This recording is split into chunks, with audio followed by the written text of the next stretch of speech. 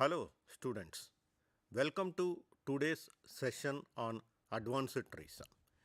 This particular topic is part of the course MCS 208 Data Structures and Algorithms. This is part of our PGDCA new program. However, this particular topic is relevant to every student who is pursuing his career in computer science. This particular topic, advanced trees, as the name suggests, is an advanced topic and normally comes at the fag end of the data structures and algorithms course. Normally, what happens is that when you start the data structures and algorithms course or even any other course, initially you will be going slow. Okay, like when you start studying C language or even C++ or any other language, like if you take C language, when you come to the pointers, the time you get is very less to learn and implement. Until then, you have implemented many programs using arrays, structures, and all other things that are in C.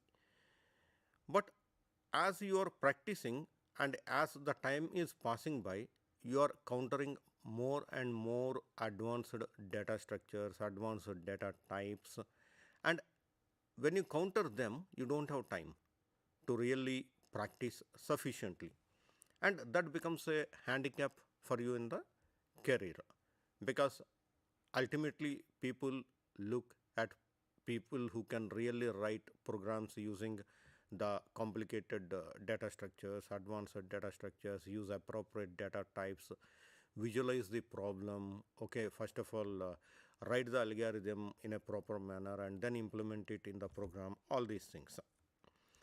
But however,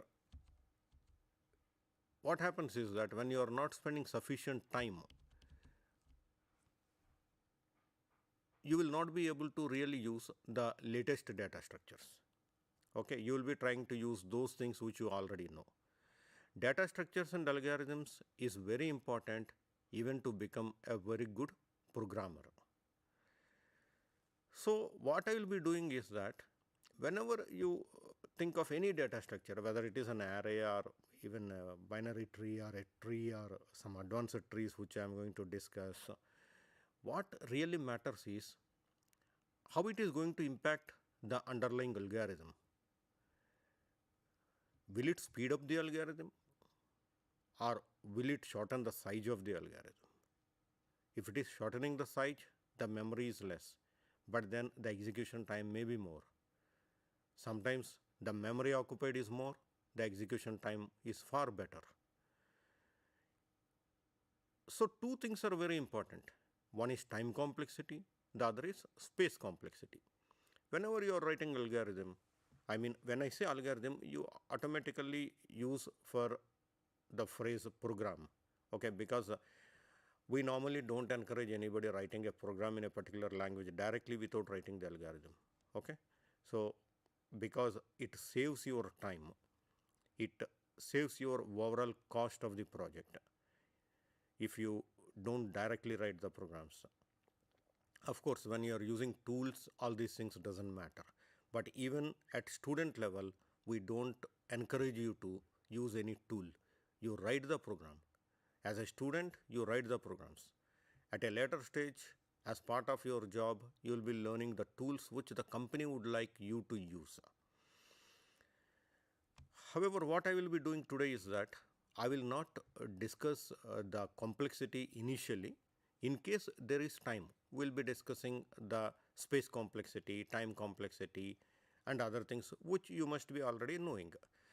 Today, our focus will be on the advanced trees, and when I say advanced trees, we will start with the basic terminology of the trees. Now, once you think of a tree, as a computer science student, what you think will be different. But if you are not a computer science student and if somebody uses the word tree, the tree is something which is visible anywhere, okay, while you are outside your home. So, but definitely there is a relationship between that tree and the tree in computer science also, because anything named will have a reason. Something biologically named as a tree is having a reason. In computer science, something being named as a tree is also having a reason. Both being the same means that they even share some common features. Of course, I am not going to dwell into the differences between these types of trees. Okay. So, right away, let us go to our topic. Let us see what is meant by a tree. A tree is a finite set of one or more nodes, such that there is a specially designated node called the root. The remaining nodes are partitioned into n greater than or equal to 0 disjoint sets T1, T2, T3 and so on Tn, where each of these sets is a tree. T1, T2, so on Tn are called the subtrees of the root. So, this is the definition of the tree. What qualifies to be a tree? That particular thing should have a root. It's mandatory. If there is nothing, you can't call it as a tree. So, there is something called a root. Even in the trees in our garden, every tree is having a root. Okay? But the only difference is that those trees grow down up, bottom up, and here it's quite reverse. The second thing is that apart from the root, if you consider each branch of the tree, that itself can be treated as a tree. That itself can be treated as having something a root and again having a tree. So, ultimately you can call a tree as something which is having a specially designated node called a root, and then it is having more than or equal to 0 disjoint sets of the subtrees. So, T1, T2, T3, so on Tn, they all are subtrees. One important thing is that here we are using the word n greater than or equal to 0. What it means is that when you look at the definition of the tree, part 1 is guaranteed because there is something called a root. Part 2 may be nil. Okay? So, you may have one node and still it may qualify to be a tree. It may have multiple nodes, even then it qualifies to be a tree. The only thing is that T1, T2, T3, all these are disjoint to each other. So, if you have a root, you have a left branches, then you have right branches, you can say left subtree, you can say right subtree, then you can say leftmost subtree, you can say rightmost subtree, because a tree can be recognized by just saying that it is having at least one node, that is the root. So, let me just review the definition. A tree is a finite set of one or more nodes such that there is a specially designated node called the root. The remaining nodes are partitioned into n greater than or equal to 0 disjoint sets T1, T2, T3, so on Tn, where each of these sets is a tree. T1, T2, so on Tn are called the subtrees of the root. Now, there are several properties of the trees. Children of the same parent are called siblings. So, you have a root, then you have left subtree, then you have a right subtree, and since there can be any number of children to a tree, we don't have any restrictions on a tree.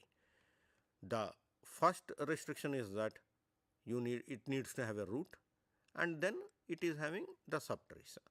So, for the root, all these are children, and children of the same parent, the relationship is that they are called siblings.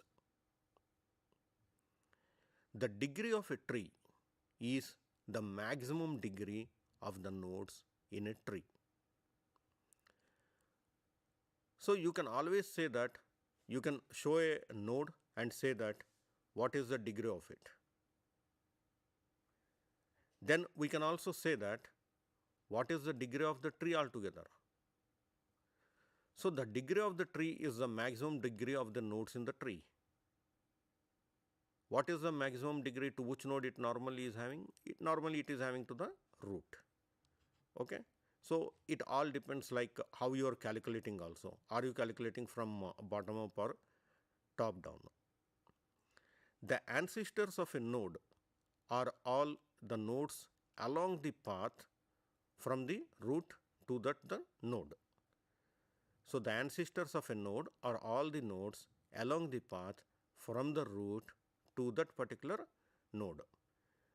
So basically you will be able to very easily understand when you think of the meanings of siblings, children, ancestors, everything in a natural manner which you already know. Forget about the computer science and the data structures.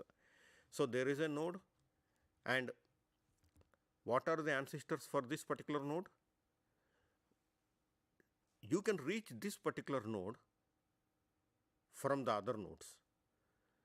So all those nodes are ancestors for this particular node. Who are the children of this particular node? Those nodes that are immediately reachable from this particular node. Who are siblings? Those nodes which are having the same parent. The level of a node is defined by initially letting the root be at level 1. In some contexts, people designate the root as being at level 0. In some books, the level of the root is starting at 1.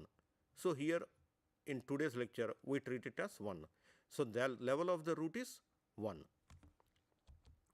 So if a node is at level L, then its children are at level L plus 1, very naturally. So if you consider a root and its level is 1,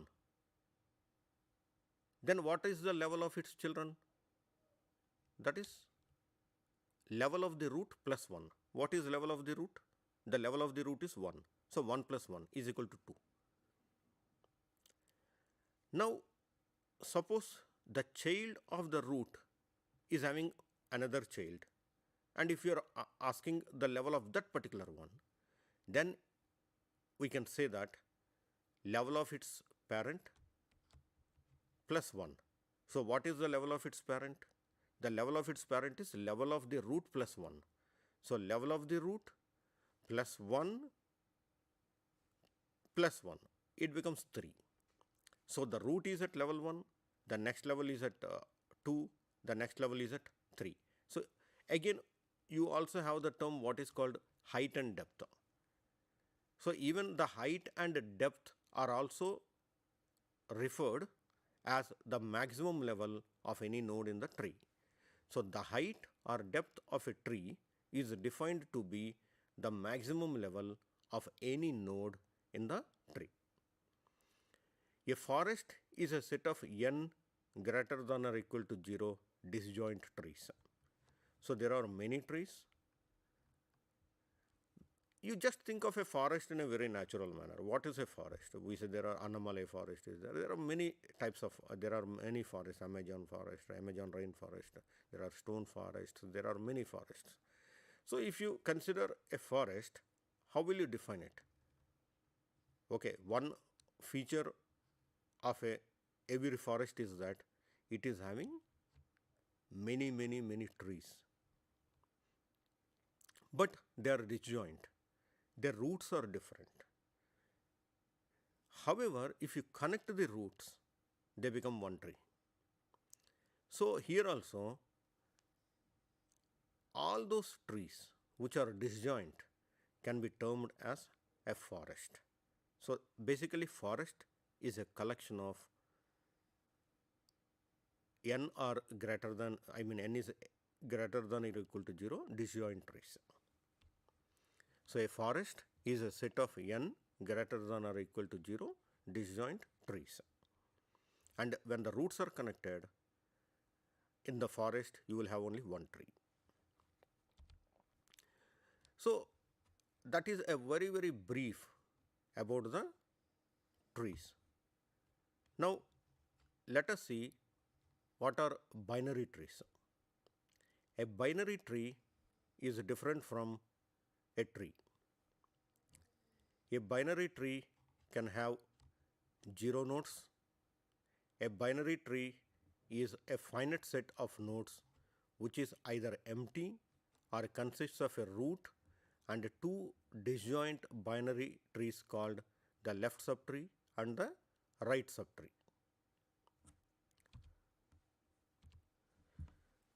So, a binary tree is different from the tree.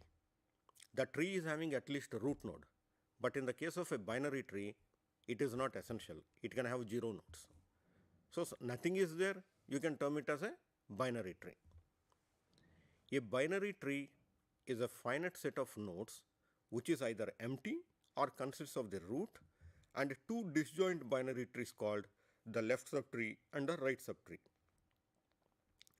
Frankly speaking, both are completely different, binary tree and tree, at the definition level. A binary tree doesn't need to have any nodes at all. And another thing is that it cannot have more than 2 children. So, if you have a root, it is having a left subtree and it is having a right subtree. It cannot have more than 2.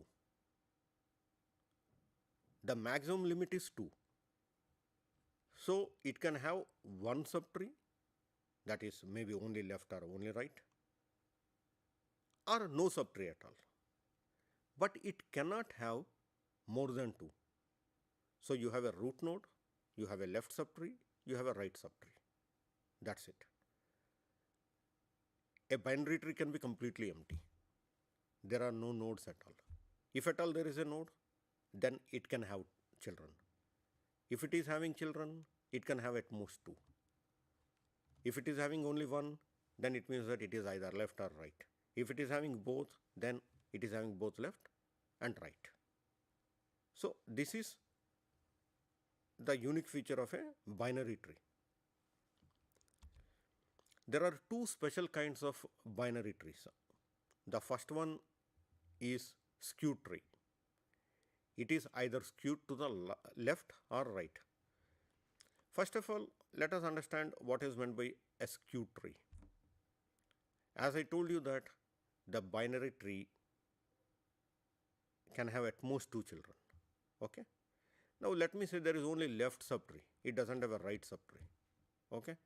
Even if it is having a left child, a node, and which is having another left child node, and again it is having another left child. So, you can say that it is completely skewed to the left. So, that is what is called skewed tree. The same way you can have only to the right. So, you have a node which can be termed as a root. Then you have one child, that can be the right subtree. Then that must be having only one right child. Then that right child is having only one right child. Nowhere it is having a left child or a left subtree.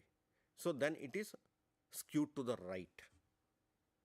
So, skewed tree means that it is skewed either to the left or it is skewed to the right. That is possible in the case of the binary trees. The second one is complete binary tree. In it, all terminal nodes are at adjacent levels.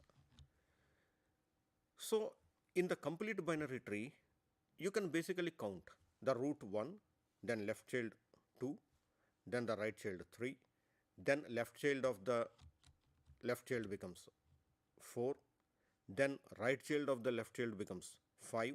So like that you can count. So basically here what happens is that all the terminal nodes, means the nodes which do not have children, are at the adjacent levels. This is called the complete binary tree. So these are the two types in the binary trees. One are skewed trees, the other is complete binary trees. The maximum number of nodes on level I of a binary tree are 2 power I minus 1. Here I is greater than or equal to 1. So if you consider the root at being at the level 1, so the maximum number of nodes that can be present at that level are that 2 power 1 minus 1, which is equal to 2 power 0 equal to 1. Anything rises to 0 is equal to 1. So we know that something can be termed as a root only when there are no siblings to it. So if you consider the root of a binary tree, and when we say that the root is at level 1, the number of nodes at that particular level is only root. So there is only one node. The formula is that 2 power I minus 1. And when we go one level downwards, let me say the level 2. So here it becomes 2 power 2 minus 1 is equal to 2 power 1 is equal to 2. So a root node can have at most 2 children. So obviously at level 2 you can have at most 2 nodes.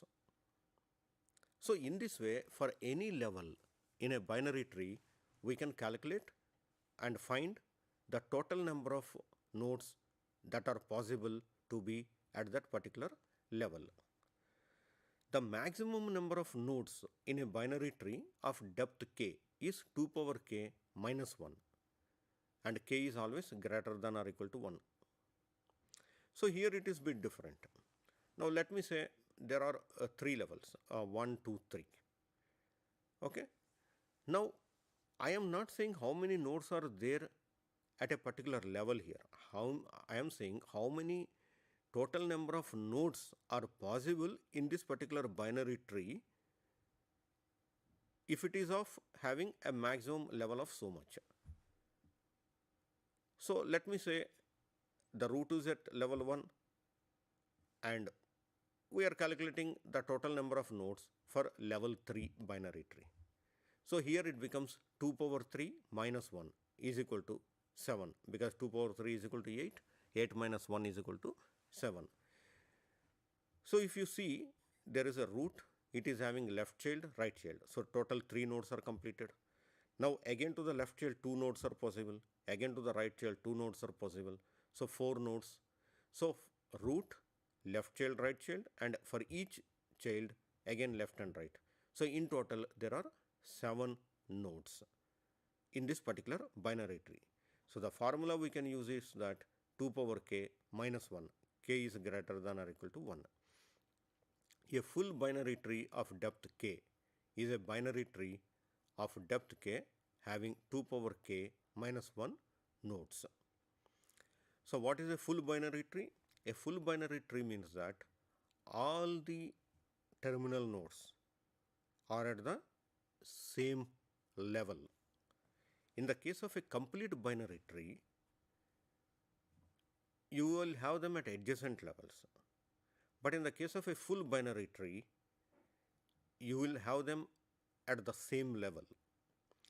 So a full binary tree of depth k is a binary tree of depth k having 2 power k minus 1 nodes. Now let us see how to travel a binary tree. Whatever we are discussing are 2 levels, 3 levels, 5 levels, but when you work on programming for companies with huge data sets, the size of the tree increases. There may be memory issues also. There are many softwares which provide you the ready-made option of creating an automatic tree for the data that is already present. So there are 3 types of traversals that are possible. One is in-order traversal, pre-order traversal, post-order traversal. So the in-order traversal is having left, root and right. It means that if you want to travel a binary tree using in-order traversal, what you have to do is that first you will be traveling to the left. Okay, so you go to the leftmost node to the maximum level, you visit it and then go to the root, then go to the right. So like that you will be traveling upwards, and at some point you will be visiting the root of the tree, and then you will be traveling to the right, and again you will be going in the same model, left, right, left, root, right, left, root, right. So left, root, right is the pattern for the in-order traversal. Now pre-order traversal, it is root, left, right. In the case of post-order traversal, it is left, right and root. So these are the three traversals that are possible for a binary tree. Yes, there are some more, but normally they are not considered, because here what is happening is that you are first traveling to the left and then you are going to the right. Okay, if you look at the three types of traversals, always there is left first and then right. One operation that is performed, that can be performed on the binary trees, is that are two binary trees same or not? This is something that can be performed. So there is what is called satisfiability problem. With satisfiability problem, we will wind up the today's program, and the remaining topics we will be looking in the next lecture. The satisfiability problem for formulas of the propositional calculus asks if there is an assignment of values to the variables which causes the value of the expression to be true. This problem was originally used by Newell, Shaw and Simon to show the viability of heuristic programming. So this is the satisfiability problem. I am not going to explain to you. I am leaving it as an assignment to you. Study this satisfiability problem. Try to understand it. Okay. The next topic is threaded binary trees. In our next session, we will be going through threaded binary trees. And I would like to say that for today's session, the reference book is Fundamentals of Data Structures by Horowitz and Sartaj Sahani. So I strongly recommend that you go through this particular lecture again. Also read the corresponding course material. I thank all of you for joining today's program, and you can always get in touch with me by emailing at pvsuresh@ignou.ac.in. Thank you very much. All the best.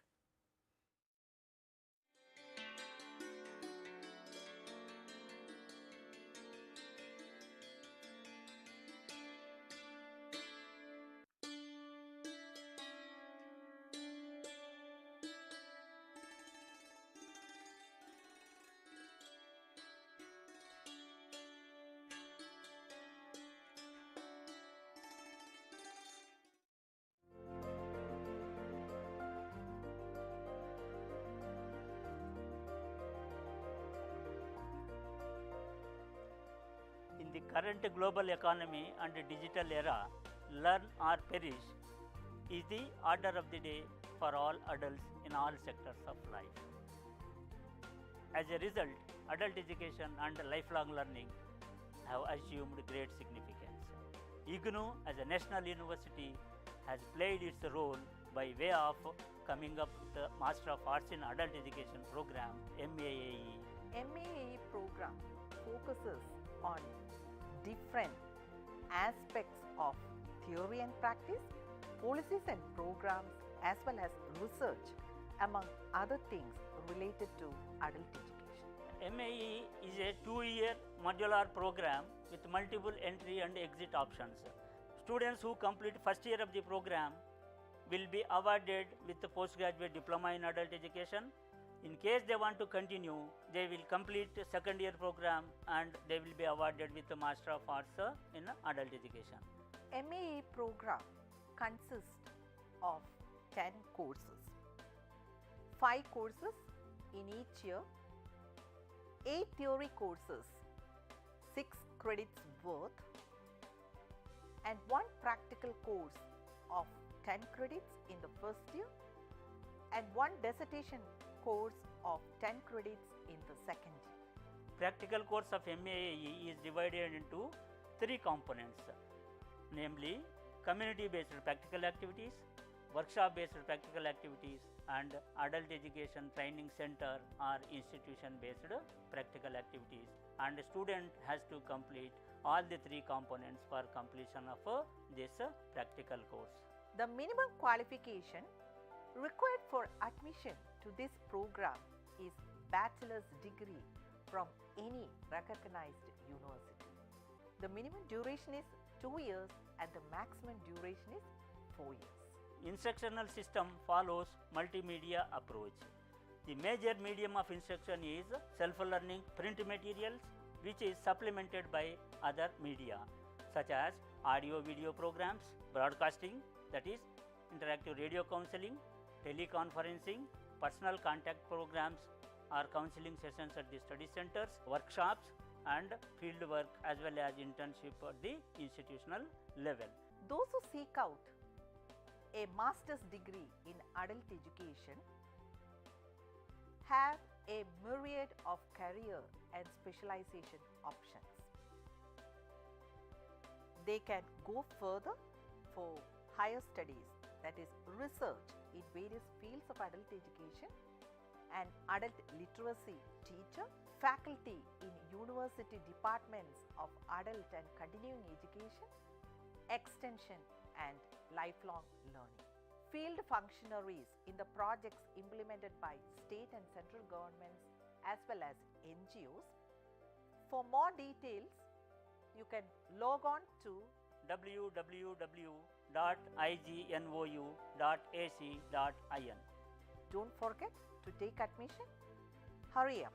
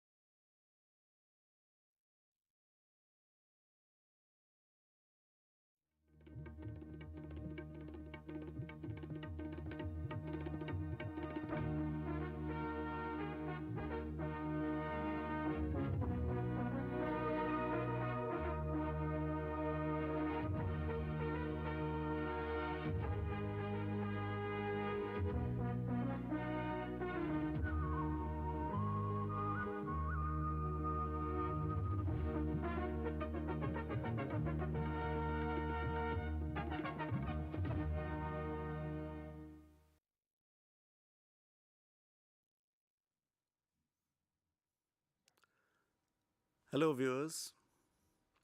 The School of Extension and Development Studies has a program called MA in Development Studies and PG Diploma in Development Studies. And under this program, which is evident from the name development, today I am going to discuss a complete understanding of development. Now, this development, a holistic perspective which I am going to discuss today, is part of both the programs, that is PG Diploma in Development Studies, and later on it will also become part of the MA in Development Studies. Apart from these, development is such a subject which involves each and every citizen of any country or any place, because everyone is directly or indirectly benefited by development or affected by less development. So that means that development, a subject which evolved after Second World War, I will be discussing a brief history why it evolved, and today it is one of the most important component of social development, political development, cultural development. They all are part of this development. And every part of our country, be Himalayan, be coastal, be desert or northeastern hill, they are affected by development and they want more development. Now, for common man, development means basic infrastructure, that is road, public transport, electricity, school, health facilities. For a student, development means employment opportunities, educational better facilities. For a business person, development means more prospects for doing business, more opportunities for doing easy business, expansion of business, and same way the interest and background of person and his understanding and his requirement that affects the understanding of development. And similarly, that person has a different perception of development. For a farmer, let's try to understand what is development for a farmer. A farmer staying in an arid region, he wants there should be irrigation, water for irrigation for his field. There should be sufficient electricity for pumps for irrigation and supply of seeds and end products, that is when the crops are ready. So there should be transport facility. So that's what he wants development, and he wants that there should be supply of fertilizer, pesticides, and there should be a market for his product. For a person who is employed in the public sector or any sector or service sector, for him development means basic amenities of life, infrastructure. So that means development is such a thing which engulfs entire human population of a country or of a place. Now, before I come down to actual deliberation on development, I will discuss very briefly that how it all started. We all know that till Second World War, most of the Asian and African countries were part of colonial rule. And after Second World War, gradually the colonial rule started ending up, and most of the countries in the Afro-Asian countries in Africa and Asia, they gradually started becoming independent.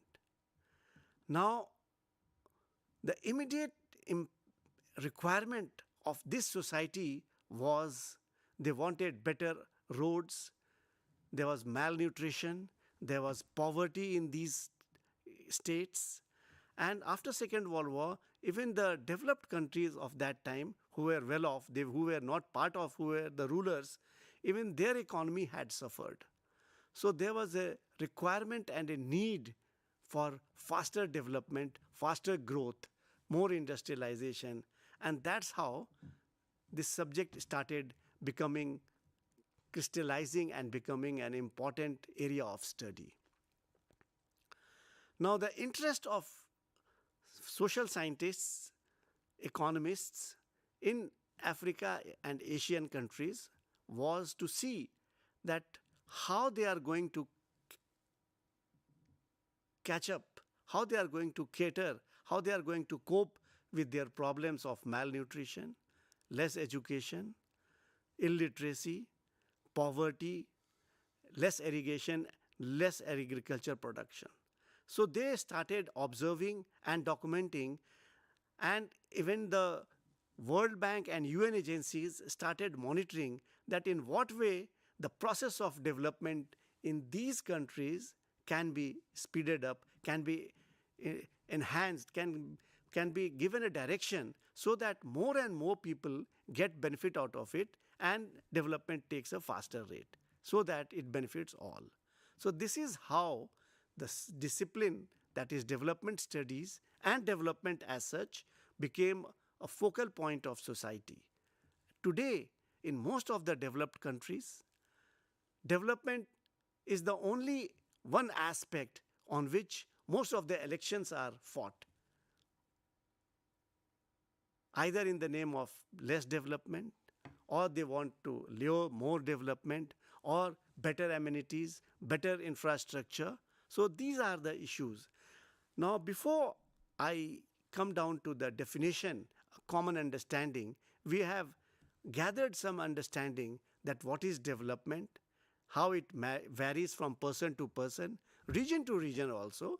Let's say a mountainous region, now their development necessarily does not mean the development of a plains kind of thing where there is a need for more employment opportunity, industrialization, and intensive agriculture. Like say Punjab, Western UP, Haryana, Bihar, all these places where there is an intensive agriculture. So more number of people are involved in agriculture and there are more opportunities and scope for industrialization. Whereas in the mountainous region, opportunities for irrigation, agriculture, intensive agriculture is less because of the land terrain. So that means the model of development which is there in this area is not suitable for mountainous region where the ecosystem, the landscape, the ecosystem is very fragile. Today, the latest is we see what is happening in Joshimath. People say that that is because of development, that is because of the widening of the road, that slowly and slowly the certain areas are collapsing down, are coming down, and there is a more landslide and there is landslip in that area. Just giving an example that development would vary from region to region. A development for arid region would be completely different from a development in mountainous region. Similarly, development in coastal region, in forested region, in northeastern region has to be different from development in other parts. So that means development varies from geographical region to geographical region, but the basic tenets of development, that is the basic, providing the basic amenities, infrastructure, social development, education, health, that remains same for the human being. So let's try to understand that how people have, social scientists have defined development.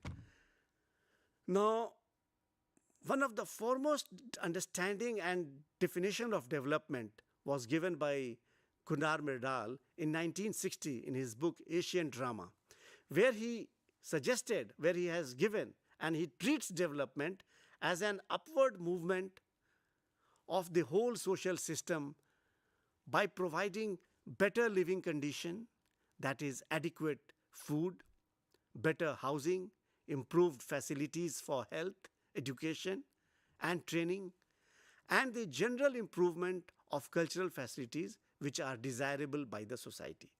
Now, this particular definition of development holds true for all time and in all the region because it gives a holistic understanding of development, and it was given by him in 1960. Later on, afterwards, many other social scientists and UN agencies and organizations have added more perspective and more dimensions to understanding of development. Like ILO, which considers the basic needs like the adequate food, shelter and clothing, and the necessary household equipment and furniture, and minimum requirement for, these are the minimum requirement for development. Later on, the Nobel laureate Amartya Sen, he added two more important dimensions. According to him, opportunities are very important. More opportunities should be given to the people for development of various dimensions and enhancing the speed of development.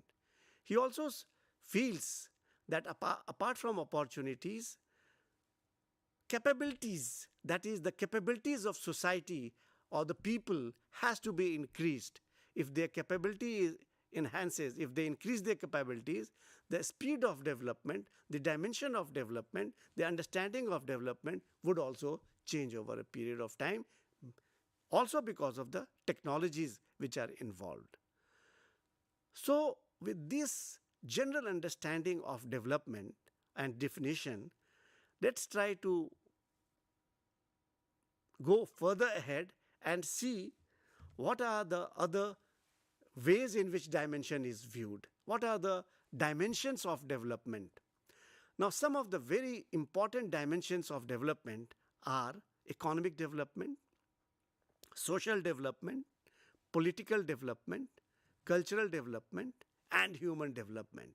Now, all these dimensions, these 5 dimensions of development, they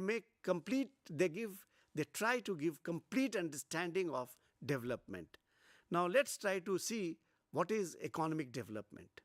Now, we all know that economic development talks of GDP. It talks of increase of per capita income. It talks of eradication of poverty. It talks of employment opportunities. If these 4 elements are tackled, then the economy, that is the economic development of a society,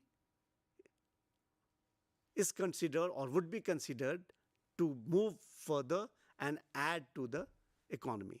That means if there is an increase in gross domestic product, if there is an increase in per capita income of a society, of a place, if poverty is eradicated or there is a less poverty, if the poverty is addressed in such a way that the quantum of poverty, that is the people income increases in such a way that the poverty becomes less. The number of people and the quantity, both quality and quantity, both decreases. Same for the employment. Employment is a very important indicator of economic development. Now, employment, there are various kinds of employment we all know. People are directly employed in some activity, manufacturing sector, agriculture, with various sectors. Then in service sector. Then there is something called indirect employment, where people are indirectly contributing to the development. And there is one more misconception where people are employed partially, so they feel that they are doing something, but that is considered to be disguised employment. They are doing something, so they feel that they are contributing, they are employed somewhere, but they are not getting sufficient income to their economy. So that means employment has to be understood, that how employment contributes to the economic development and how poverty, the eradication of poverty or addressing both the quality and quantitative version of poverty is there, and enhancement in the per capita income. So if these 4 elements are addressed, the economic development would certainly move ahead and it would add. Now, after this, this is the general understanding I am giving, and then we will go ahead further and see various paradigms of development where these words, that is economic development, social development, cultural development, I would be discussing in more details. Now, let's try to see what is social development. Now, social development is one of the most important component of development, because development is for society and society contributes to development. It is a two-way process. You can say it is a symbiotic, both helping each other, they are dependent on each other. Now, development of education. If a society there is more education in a society or in a country, then the opportunities for development, they try to find out better avenues, more opportunities for development and to increase their income. So that means education is a very important parameter of social development. Then comes development of health. Health, if a society is very healthy, then the contribution of society to development would be more. If society is sick, if a family is sick, then their contribution or their earning would decrease. So that means a healthy society is very important for development. So that means development of health is a very important component.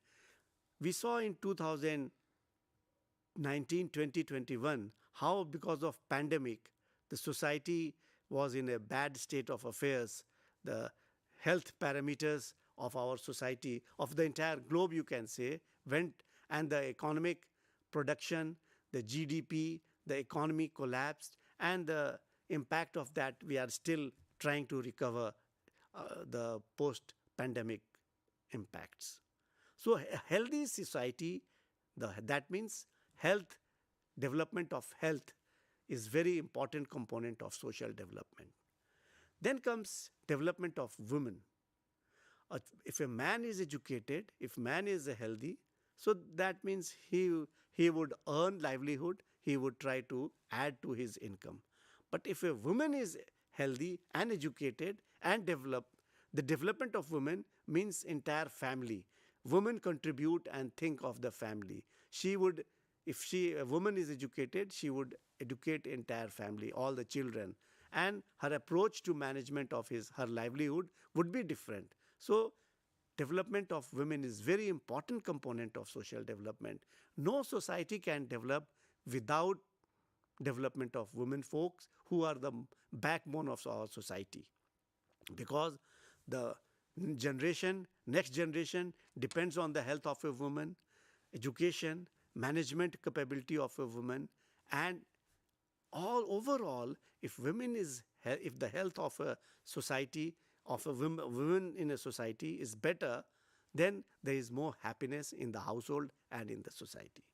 Then development of other components are development of scheduled tribes, scheduled caste people, and development of backward minorities communities. Why? Because these are the people who are marginal people, where let's understand scheduled tribe who stay in a very forested area, or and the education level is very less, income level is very less, so they need special care and a special understanding of and their development has to be slightly different, because the education level is less, they stay in far-flung remote areas, in a forested areas, so there one cannot expect development of a city kind. So their development has to be in conformity with the forest, that it has to add to the forest, it should contribute to the healthy forest, and they draw income by selling the minor forest produce. And so their development has to be addressed separately.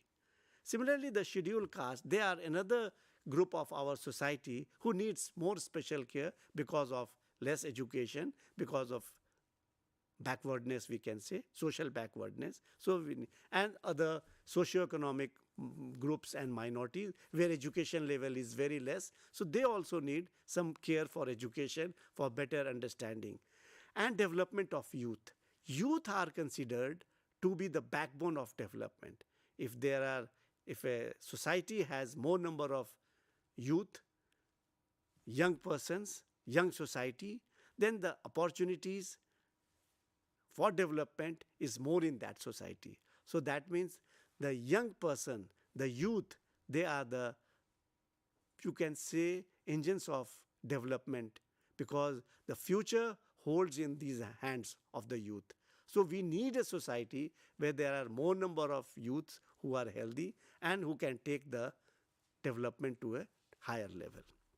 So social development, I hope we have understood little bit that these are the indicators which I discussed, indicators of social development, and how, if all these indicators if we address, then how society would move to a better or to a higher position in terms of development. There would be more happiness in the society, and the contribution of society to further development would also increase.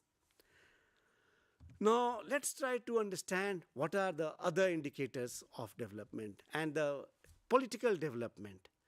Now, this is another very important indicator of development.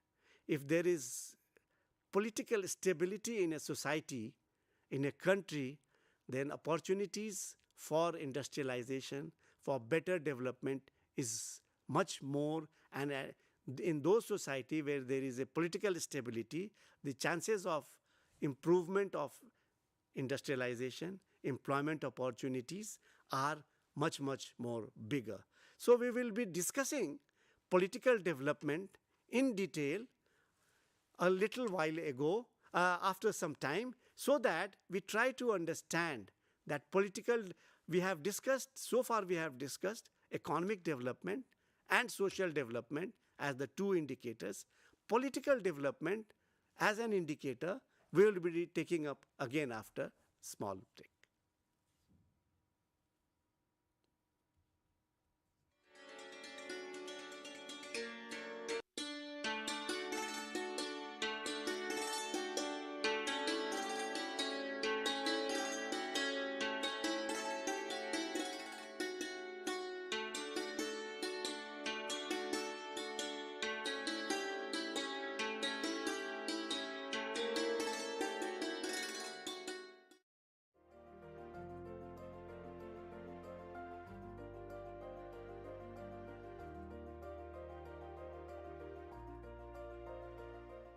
Hello friends, are you interested to pursue MA Education program?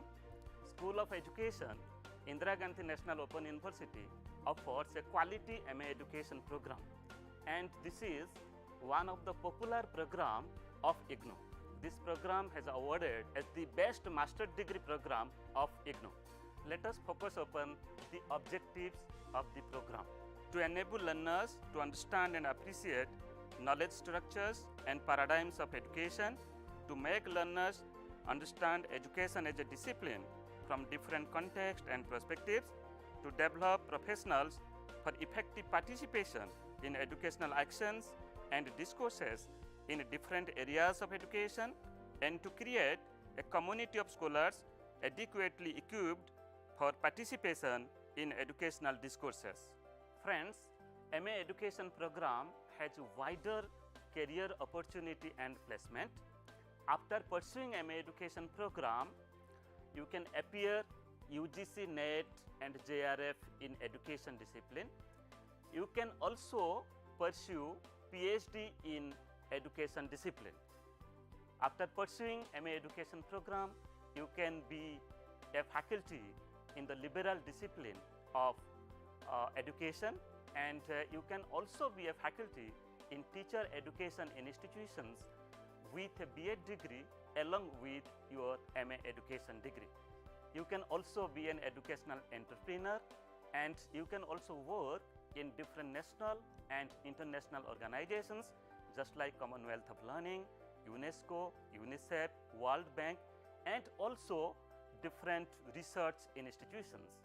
The eligibility of the program is a bachelor's degree from any recognized university. This program is of minimum duration of 2 years and maximum duration is of 4 years. Medium of instruction is English. However, the learners can write their assignment, term and examination, dissertation proposal and dissertation report in Hindi language. The program is offered in both the sessions of January and July as per the IGNOU practice. Now let us go through the courses that you have to study in the first year and second year of your program.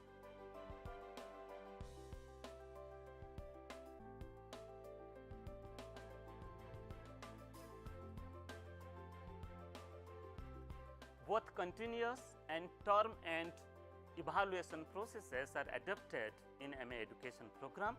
30% credit is given to continuous assessment, that is the course-wise assignments, and 70% weightage is given to term and examination that are conducted in the month of June and December every year. So far as dissertation is concerned, dissertation report will be evaluated, and at the same time viva-based examination will be taken for your dissertation course. For further information, you can write to the program coordinators, Professor Nirod Kumar Das. You can also write to me, Dr. Niradhar De.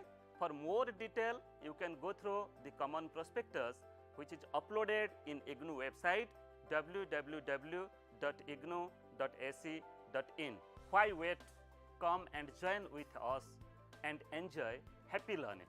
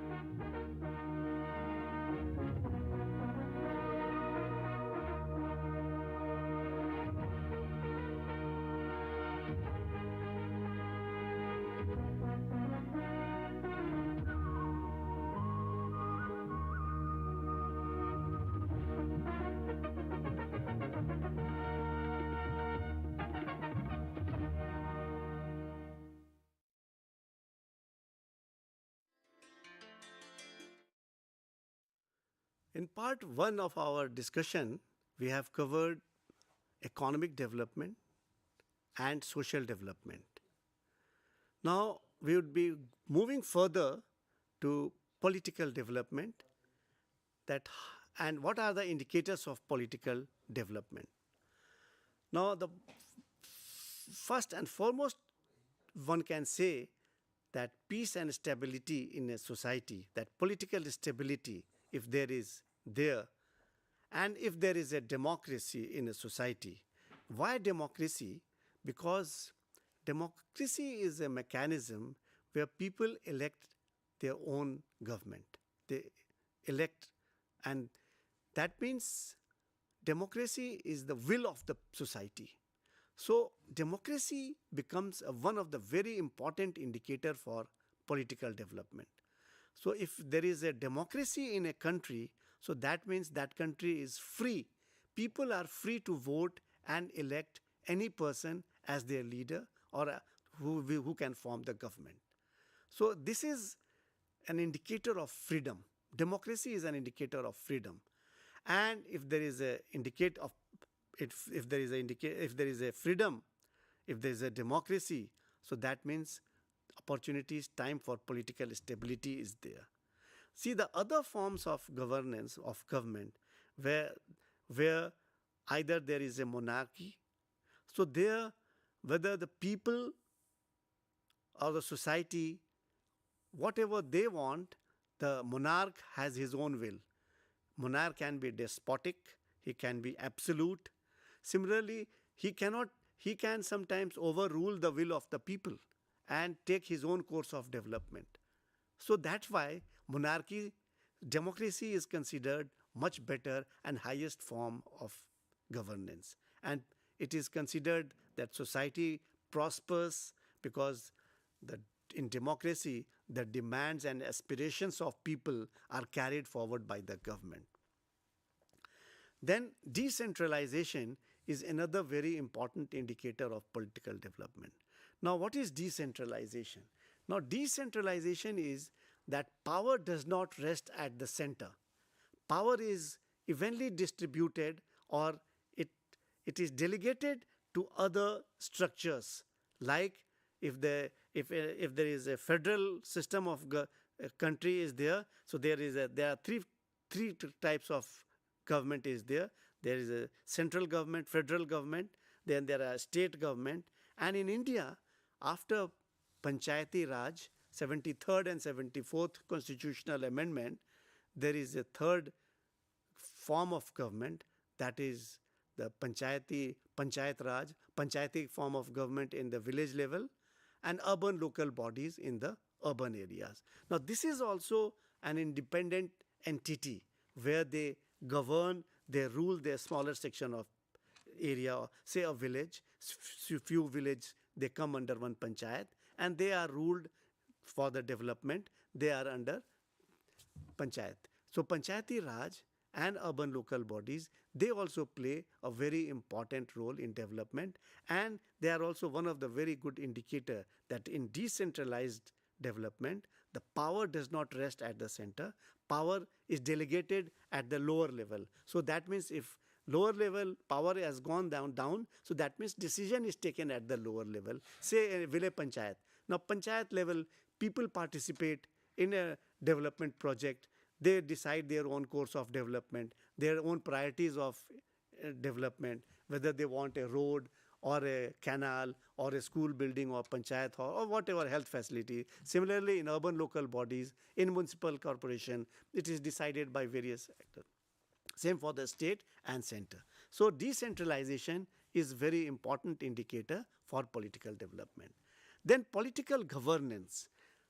Earlier, governance was not taken as an indicator for development. But later on, in Africa and in Asian countries, it was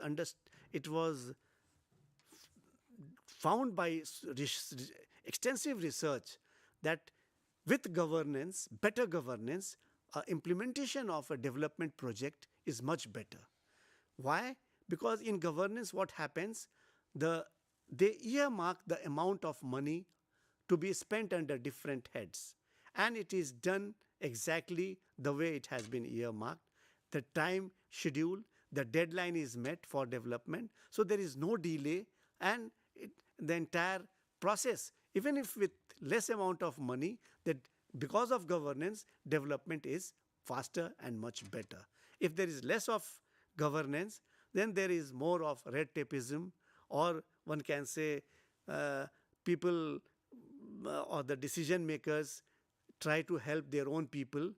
But in what we call a governance system, when where there is a transparency, where there are chances for timely decision, where there is a people's participation in decision making, so it is considered to be a better indicator for political development, and these are the better indicator for development. Same for political values. Certain values which matters to society, where the happiness of society or the social cohesion of a country, that becomes the value of these are the political values which try to the administrators or the government respects the value of the society. If society have whatever is the value, whatever is the practice, if that is respected, if that is understood by the administrator and by the government, so that is an indicator of political development. Same for political rights. Certain rights are there which government or the is given to the people, and people exercise their rights. And if this is there, so these are the indicators that the society is very open, and the chances for development is much more in these society where there is a political stability, political transparency, and there is a, so these are the indicators of political development. Next are the indicators of cultural development. Now, why cultural development? What is culture? What's culture has to do with development? But cultural pluralism, if there are different, in India in particular, where there is a cultural diversity, where there is a, see in India, the diversity of society, the diversity of landscape, the diversity of language, diversity of our tradition and culture are so much that cultural pluralism becomes a very important indicator. Each society, they have their own folklore, they have their own practices, they have their own food habits, they have their own dressing pattern, they have their own happiness, songs, musical instruments, forms of dances. So these cultural pluralism, if is developed, these cultural pluralism, if they have opportunities for development, so that means this cultural diversity, the society is developed, society becomes happy.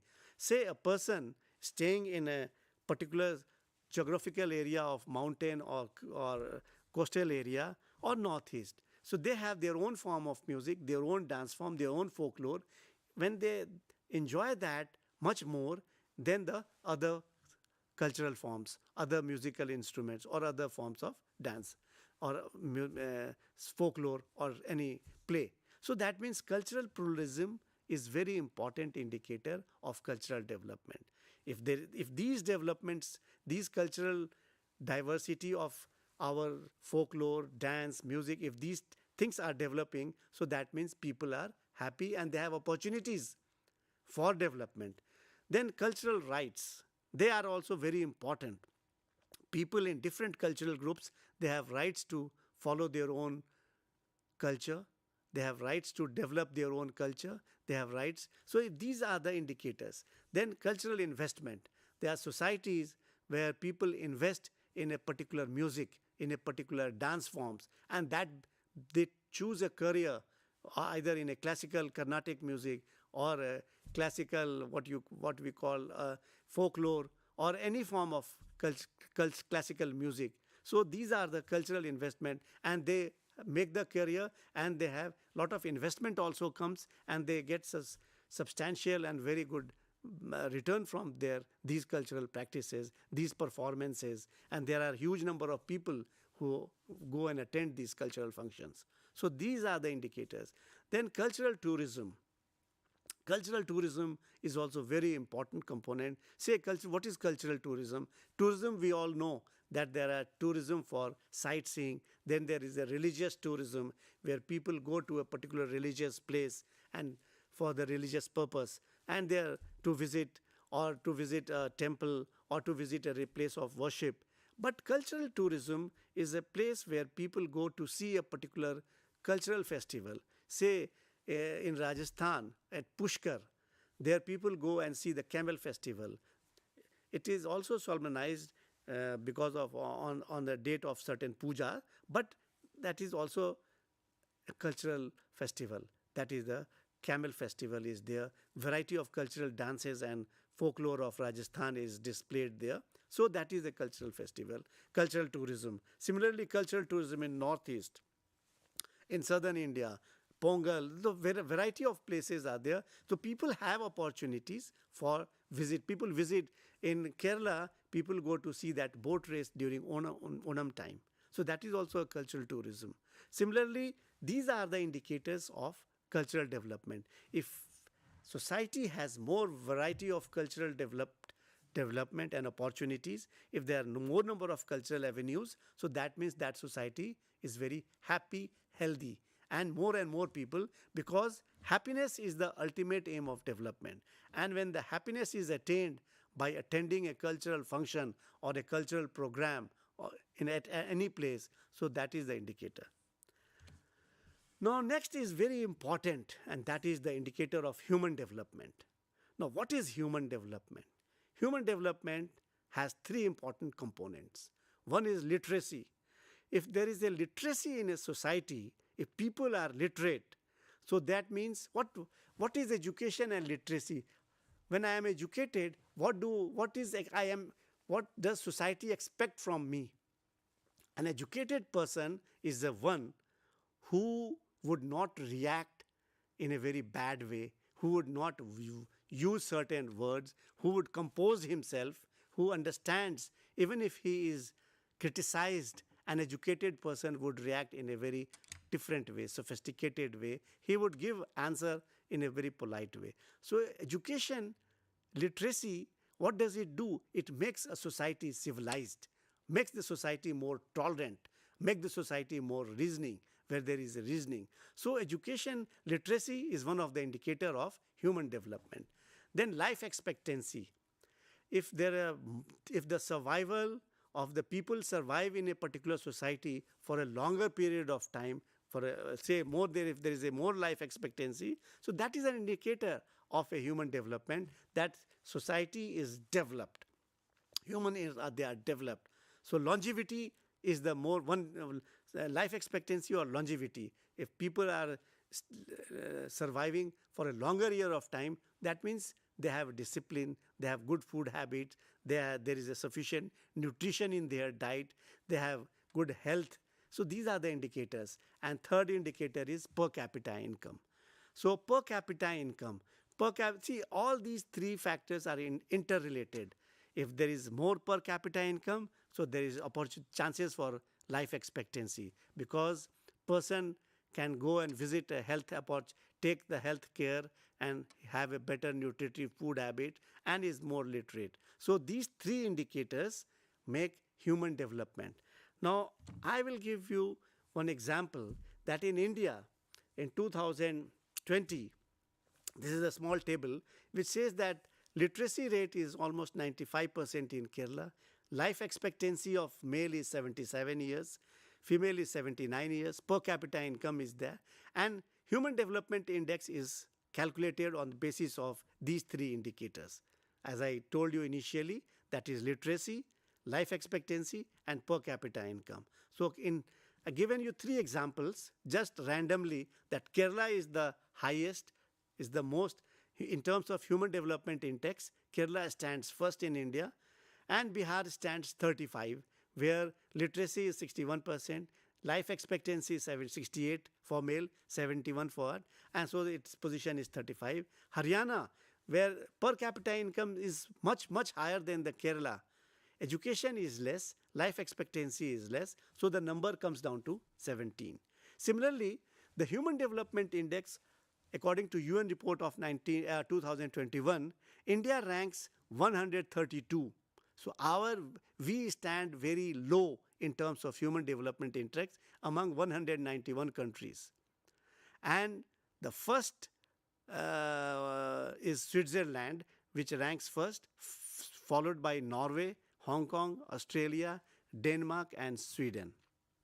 Similarly, I have also given for our general understanding that Maldives, it's a very small country, no industrialization, per capita income, but there the Human Development Index in terms of that, it ranks 109 and Sri Lanka ranks 97.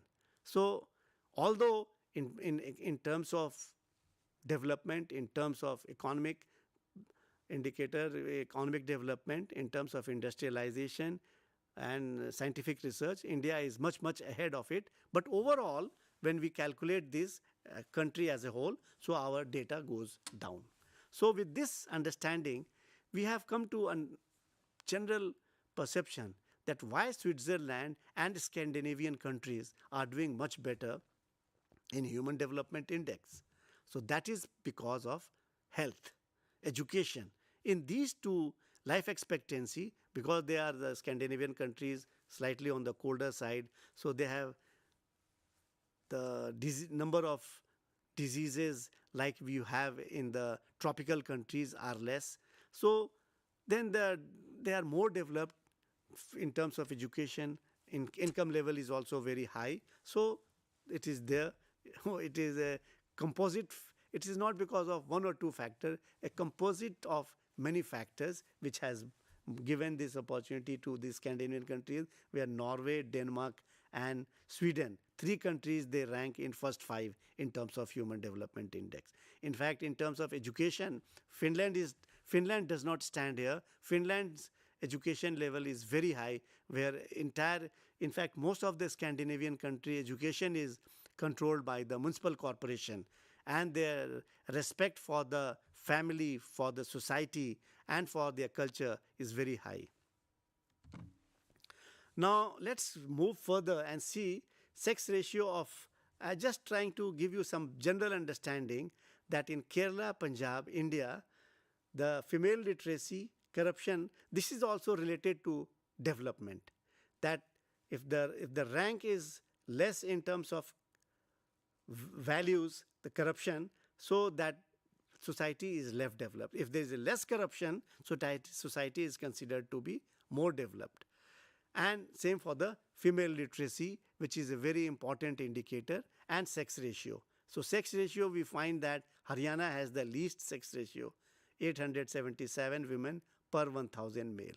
Whereas Kerala has a very good indicator, 1084 female per 1000 male. Punjab, India overall 940. So these are also considered as an indicator. Now let's go to various sectors of development. Now what are the sectors of opportunities for development? The sectors. One is the organized sector. There are industries, agriculture, where things are organized.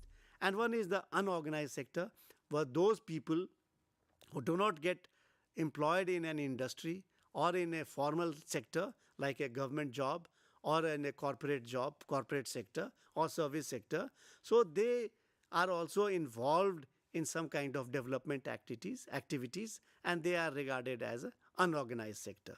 And within this, there are 3 levels: the primary sector, the secondary sector and the tertiary sector, in terms of their contribution to the GDP and in terms of their number of people employed in these sectors.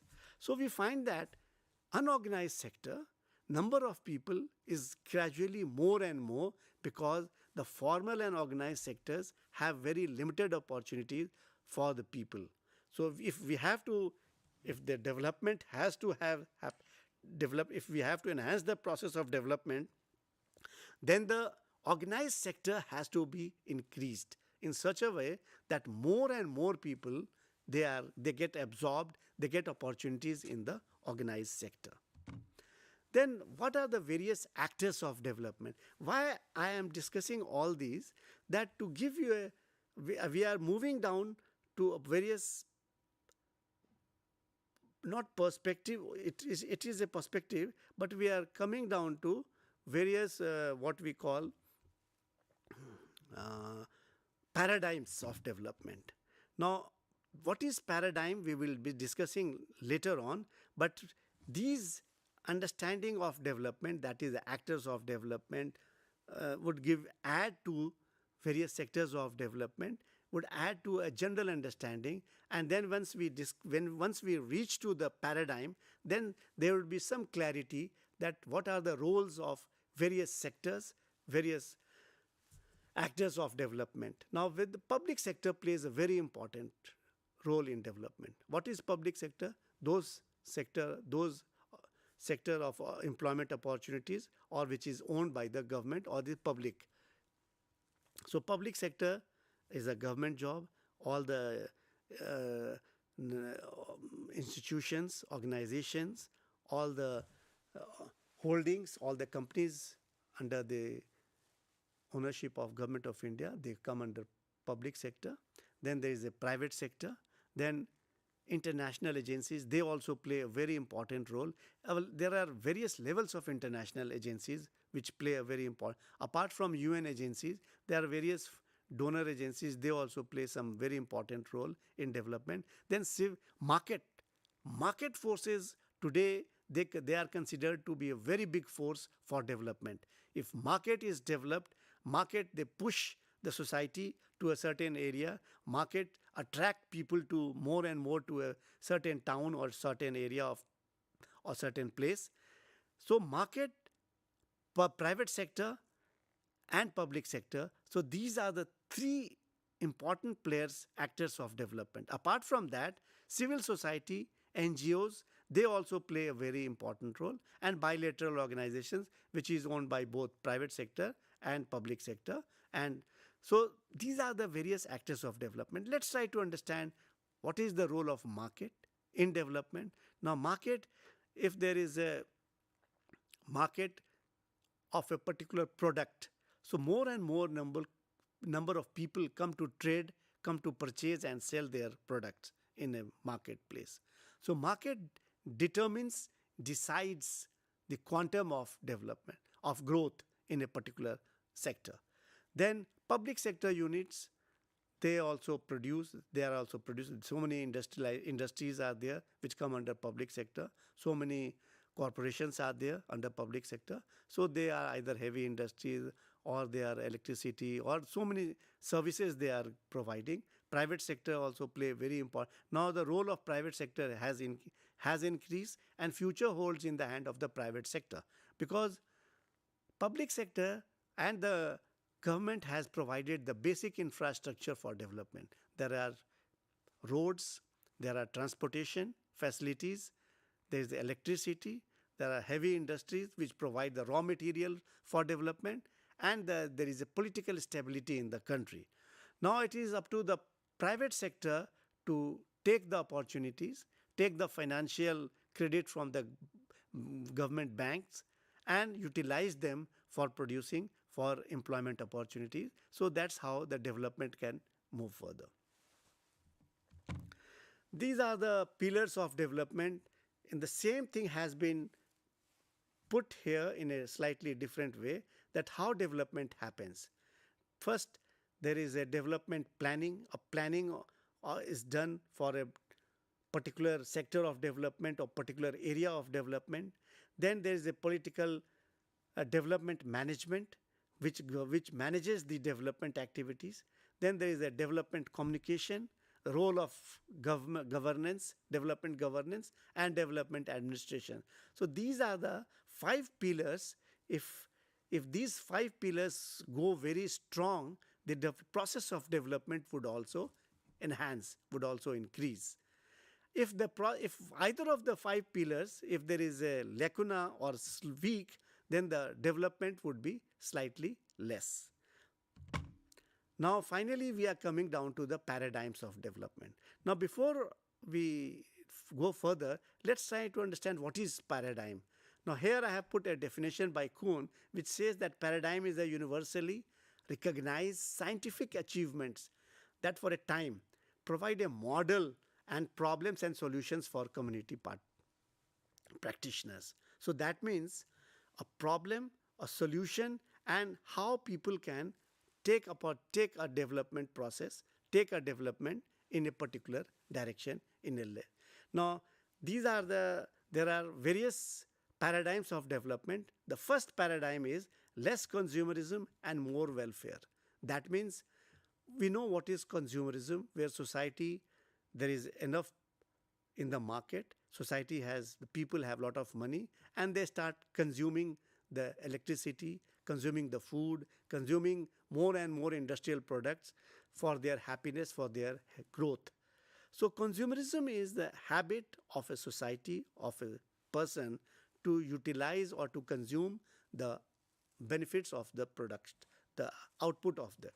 So this particular paradigm talks of more welfare paradigm, less consumerism. That means it lays more emphasis on welfare mechanism, that society or the government should give more importance to the welfare mechanism, welfare opportunities to the people who are less privileged, and less to those who are consumers, who are consuming. Then welfare for whom? Welfare for tribal groups, welfare for women, welfare for scheduled castes, and welfare for disadvantaged groups. Then there is another paradigm which talks of basic needs, that government should give opportunities and provide basic needs to society. And what are the basic needs? That is the food, clothing, shelter, water, road, electricity, education, health.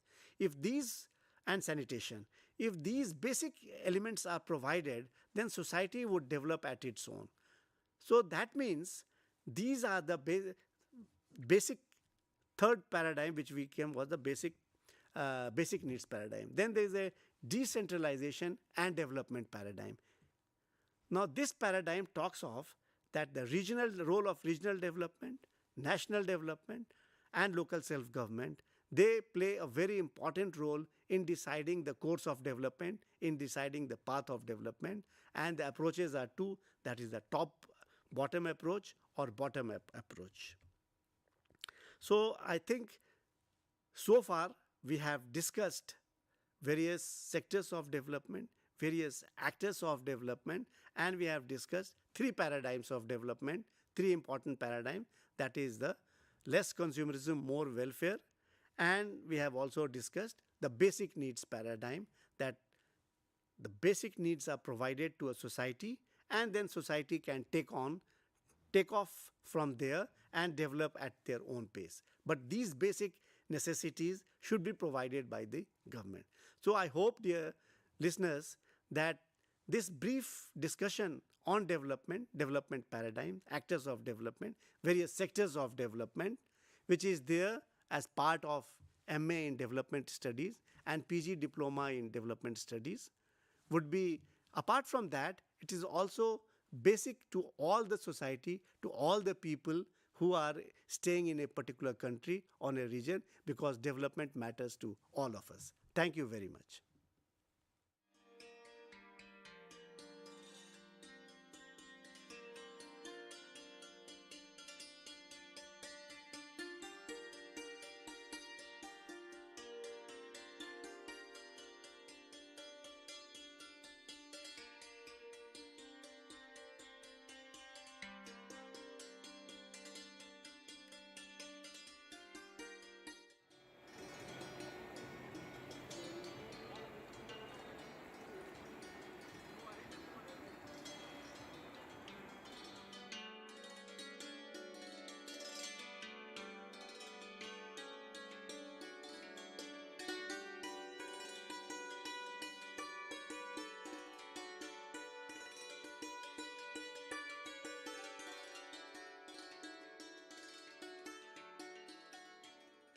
Hello viewers, this MA program in Environmental and Occupational Health focuses on the relationship between people and their environment and fosters safe and healthy communities.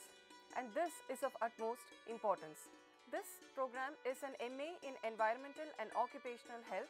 The type of the program is a master's program and the medium of instruction will be in English.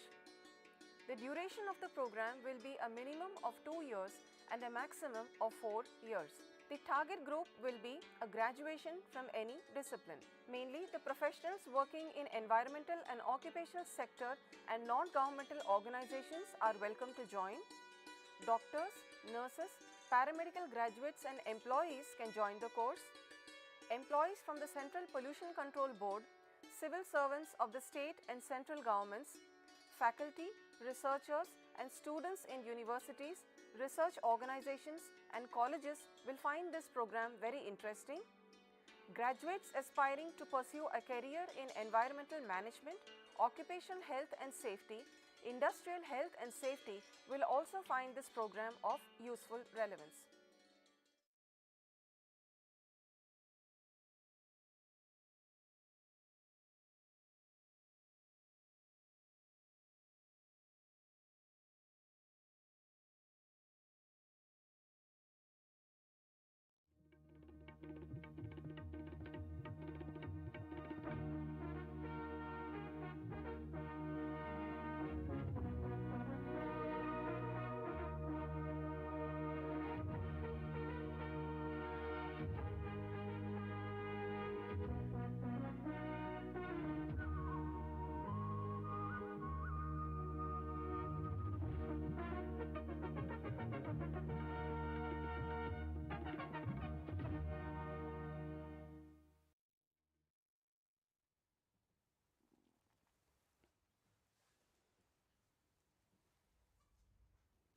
क्या एक मनुष्य निर्धारित करता है कि वह कहाँ जन्म लेगा, किस परिवेश में, किस समाज में उसका जन्म होगा, और उस परिवेश में रहते हुए जिस चीज़ में किसी भी इंसान का कोई, जिसे हम कहेंगे कि कोई रोल ही नहीं है, उसके लिए जो है इंसान किस तरीके से जो है वह प्रताड़ित किया जाता है।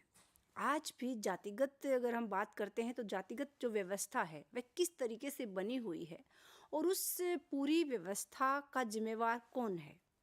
आज मैं आपको लेकर चलती हूँ एक ऐसे गांव में जहाँ की यह हमें एक आधुनिक परिवेश की जो कहानी लगती है।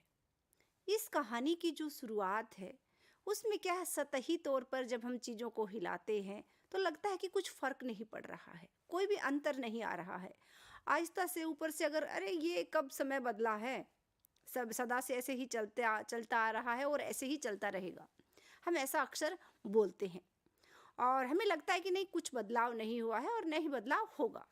छोटी छोटी चीज़ों से किस तरीके से चीज़ें बदल जाती हैं, आज इसी मुद्दे पर हम चर्चा करने वाले हैं। यह जो कहानी है यह अंत नहीं, ओम प्रकाश वाल्मीकि जी की कहानी है। ओम प्रकाश वाल्मीकि की जब हम बात करते हैं तो उनके जीवन की जो है विडंबनाओं की जब हम बात करते हैं, उनका जो प्रमुख उपन्यास है झूठन, और उनका जो उनकी आत्मकथा जो है उन्होंने जो लिखा है अपना जीवन, उसमें जो है पूरा उन्होंने अपने जीवन का अक्स खींचा है। ये जो कहानी है यह हम सामान्य देखते हैं कि आम जीवन की कहानी हमें लगती है, और इस कहानी की सतही तौर पर जो है लग रहा है गांव में भूचाल सा आ गया है, यानी कि लेखक ने एक दृश्य खींचा है, गांव का भूचाल सा आ गया है। आप देखिए गांव में किसी के घर में छोटी सी घटना घटती है और उस घटना को लोग किस तरीके से फिर दिखाते हैं, पूरे गांव में किसी को बताने की ज़रूरत नहीं होती है वह घटना, और उसमें मिली जुली अफवाहें इस तरीके से एक घर से दूसरे घर, दूसरे घर से तीसरे घर फैलती चली जाती हैं, और हमें लगता है कि जैसे जो आज जो सोशल मीडिया का जो युग है, गांव के परिवेश में आज भी उतनी अगर खबर की जो बात जो होती है तो उतनी ज़रूरत हमें महसूस नहीं होती है। किसके घर में क्या बन रहा है, गांव में कौन किसके घर आ रहा है, कौन जा रहा है, किस तरीके की बात हो रही है, किसके आजकल नया मुद्दा क्या है। शहर में रहने वाले लोग भी अक्सर पूछते हैं कि गांव में क्या चल रहा है। इसी तरीके से कहानी की शुरुआत करते हैं ओम प्रकाश वाल्मीकि जी कि सतही तौर पर लग रहा है कि जैसे चीज़ों पर कुछ बदलाव नहीं होगा। यह जो बदलाव की जो बात हो रही है, किससे आया है भूचाल? जब धरती हिल जाती है, नीचे से चीज़ें जो हैं वह अपना प्रभाव जब शुरू करती हैं, मंगलू जो है वह अपने बेटे को पढ़ने के लिए भेजता है शहर।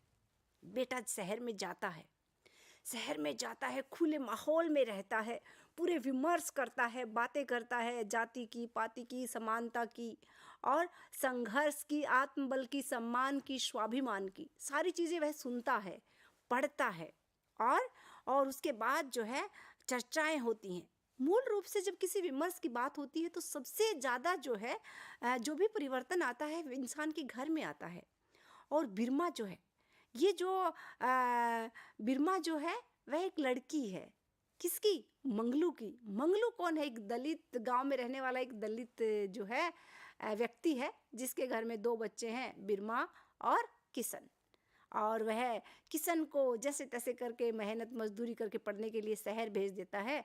और बिरमा को जो है इस चीज़ की जो वो है, बेटियों को कौन पढ़ाता है? एक ऐसे ही सामान्यतः है। आज भी अगर हम देखते हैं तो भले ही चीज़ें बदली हैं, बदलाव हुआ है, लेकिन उसके बावजूद भी इस बात पे विशेष गौर की जाती है कि 12वीं क्लास तक जब हम देखते हैं लड़कियों के जो है फर्स्ट टॉपर के जो है चेहरे हम सबसे ज़्यादा देखते हैं।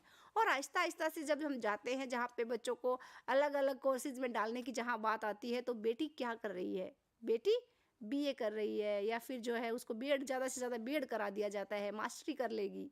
और बेटे इंजीनियरिंग, डॉक्टरी या इस तरह के जो विशेष रूप से जो क्या कहेंगे हम, जिसमें खर्चा लगता है, जिसमें पैसे ज़्यादा खर्च होते हैं, वह ज़्यादातर लड़कों के लिए ही किया जाता है। तो इस कहानी की शुरुआत में भी कुछ इसी तरीके से दिखाया गया है कि गांव शहर में पढ़ रहा है किशन, अब बैठा है, बातें कर रहा है आत्मसम्मान की, स्वाभिमान की और मानवता की, और उसके बाद जो है विचार विमर्श हो रहे हैं। और ये जो शब्द जो है जब सुनता है बच्चा तो उस पर बड़ा गहरा प्रभाव पड़ता है। और अकेला जो लड़का है उस समुदाय में जो है वह पढ़ने वाला किशन ही है। तो किशन को जो है क्या लगता है कि किशन बात करता है तो बिरमा को लगता है कि कितना अच्छा है, काश पापा मुझे भी पढ़ने के लिए भेजते तो मुझे भी इतना ज्ञान हो जाता, मैं भी इतनी विद्वान हो जाती और मैं भी शायद इतना पढ़ पाती। कितना अच्छा लगता है सुनने में, समानता की बात, स्वतंत्रता की बात, लोकतंत्र की बात, और इसी तरीके से विचारों का एक ऐसा समूह जहाँ पे भावनाओं की बात हो रही है और तार्किक चीज़ें कही जा रही हैं। कितनी खूबसूरत होती है किताबों की दुनिया। इसी तरह के ख्याल जो है वह बिरमा के मन में आते रहते हैं। और क्यों नहीं पढ़ा है मुझे पापा ने? उसको मलाल है इस चीज़ का कि वह जो है वह पढ़ नहीं पाई और उसके पापा ने उसे पढ़ने के लिए शहर नहीं भेजा। मंगलू बेचारा मेहनत मजदूरी करके अपने परिवार को पाल रहा है, जैसे तैसे करके जो है बेटे को शहर भेज दिया। वो कौन सी कम बड़ी बात है। और सुन सुन के जो है एक दिखाया है कि माँ जो है बिरमा काफ़ी सशक्त महसूस करती है। शब्दों में बड़ी ताकत होती है। शब्दों के माध्यम से इंसान जो है किसी भी इंसान में ऐसा उत्साह, ऐसी हिम्मत, ऐसा हौसला और ऐसी ताकत भर देता है कि अगले को जैसे पता नहीं इतना संफुटित या कहेंगे प्रफुल्लित इंसान कर देता है कि उसके अंदर एक बहुत वह अंदर से मजबूत महसूस करता है। इसी तरीके की जब बात होती तो अच्छा अपने आप ही जो है वह बिरमा जो है ताकतवर अपने आप को महसूस करती और सोचती कि किसी के घर में ऐसा नहीं होगा, गांव में ऐसा कोई नहीं होगा जिसके घर में इस तरह की बातें होती होंगी। और इस तरीके से कहानी की शुरुआत करते हैं ओम प्रकाश वाल्मीकि जी। कहानी में दूसरा पड़ाव आता है। देखते हैं सामान्यतः कि गाँव में जो है आज भी यह चीज़ बदली नहीं है। खेतों में काम कर रहे हैं, जो है धान की कटाई चल रही है। धान की कटाई के बाद जो भूसा है वह जो मालिक है खेत का वह क्या करता है कि भाई मंगलू और उसकी पत्नी सरबती और बेटी तीनों ही काम करती हैं, कटाई पे जाते हैं और आज भी मेहनत मजदूरी पे जाते हैं।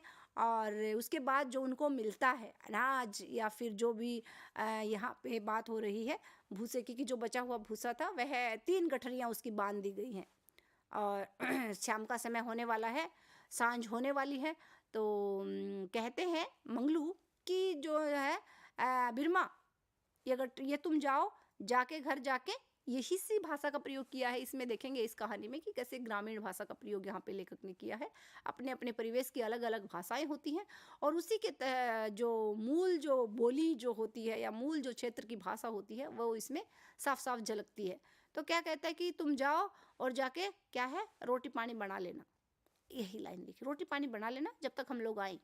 बहुत देर हो गई है और हम लोगों को तो पूरी भैंसा यानी कि बैलगाड़ी में पूरी गठनियाँ रखवा के ही हम लोग घर पहुंच पाएंगे, तब तक के लिए तुम जल्दी जाओ। यह होता है खेत में जब कटाई चल रही होती है, जिसे कटाई जो होती है जिसको अलग अलग जगह पे अलग अलग शब्दों से प्रयोग किया जाता है, जिसे लामणी बोलते हैं कहीं पे कुछ, तो चल रही है कटाई। उसके बाद जो है एक व्यक्ति जो होता है वो घर खाना ले जाने लाने वाला होता है, घर पे खाना बनाते एक तो इंसान चाहिए ही चाहिए। तो कह रही कि तुम जाओ बिरमा, जाके तुम खाना पानी करो और तब तक के लिए हम आ जाएंगे। इतना बड़ा भारी गट्ठर बिरमा के सिर पे है, उसे चला नहीं जा रहा है, उसकी चाल नहीं आ रही है। जब वजन जब रखा जाता है सिर पे तो क्या है कि अपने आप जो है इंसान का चलने का तौर तरीका बदल जाता है। भारी वजन और उसके साथ साथ में क्या है वह जाती है तालाब के इधर जो जाके जो है इधर जो है पेड़ों के इधर जाके एक पगडंडी है, और पगडंडी से गुजरती हुई देखते हैं गांव के जब खेतों से जो रास्ते आते हैं तो उसमें तरह तरह के अलग अलग तरीके के रास्ते होते हैं। कभी थोड़ी सी जगह में एक व्यक्ति जब चलना शुरू कर देता है फिर उसी से चलते हैं, और फिर खेत की मंडेर और मंडेर के साथ जाते हुए रास्ते जिसमें जिसको क्या कहेंगे हम, जिसमें जल्दी पहुंचा जाए, शॉर्टकट जिसे हम बोलते हैं। तो उसी तरीके से आती है। यहाँ से मैं निकल जाऊँगी, अंधेरा सा होने लगा है और बिरमा जो है वह लेकर आ रही है। साथ में चलते चलते पगडंडी से इधर जाते जाते एक आम के पेड़ का बगीचा आ जाता है, और बगीचे में कौन खड़ा है, तेजभान। देख रही थी वो जब वह कटाई कर रही थी उस समय भी वह उसे किस तरीके की नज़रों से देख रहा था।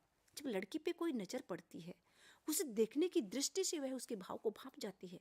कहा जाता है ना कि महिलाओं की सिक्स सेंस बहुत तेज होती है, वह तुरंत पकड़ लेती है कि अगले की दृष्टि क्या है। आप किसी बच्चे को जब आप या फिर लड़की को जब या किसी दोस्त से भी जब आप मिलते हैं तो वह हाथ पर अगर आप मिलाते हैं, गले भी लगते हैं, तब भी वह उसे भाव का पता चल जाता है। स्पर्श का जो तरीका है उसी से जो है एक लड़की को अनुमान हो जाता है कि अगले की दृष्टि में क्या है, और वह समझ गई थी उसकी नज़रों से कि किस तरीके से तेजभान उसे देख रहा था। अकेली है, शाम का समय है, अंधेरा होने वाला है, दूर दूर तक कोई दिखाई नहीं दे रहा है, सर पर गठरी है और बिरमा जा रही है, और वहाँ पे तेजभान जो है खड़ा हुआ है बगीचे में। अरे थोड़ा आराम भी कर लो, सुस्ता लो, इतना क्यों जा रही हो। इस तरीके से वह उसको बोलता है।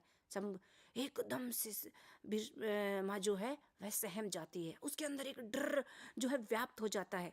वो एक अनचाहा भय जिसे शब्दों में बयान नहीं किया जा सकता है वह महसूस करती है उसी समय, और अंदर का जो डर है वह जो है वह दिखाना भी नहीं चाहती है, लेकिन वह बहुत डर जाती है कि क्या अनहोनी होगी अब, और वह तुरंत आकर उसके चेहरे को छूता है।